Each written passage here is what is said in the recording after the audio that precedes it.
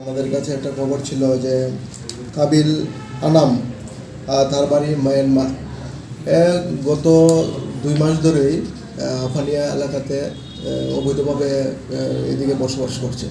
এই খবরের ভিত্তিতে গতকালকে আমরা সেই মায়ানমারের যে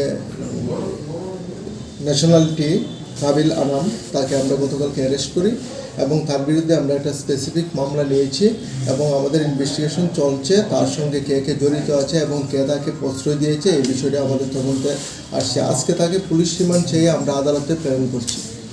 তার কাছ থেকে কি কোনো কিছু উদ্ধার করা হয়েছে? তার কাছ থেকে কোনো কিছু উদ্ধার করা হয়নি, কিন্তু তার সঙ্গে কে জড়িত আছে এই বিষয়টি আমাদের ইনভেস্টিগেশন চলছে। পরবর্তী সময় আপনাদেরকে জানিয়ে দেওয়া। বাড়ি কোন জায়গাতে?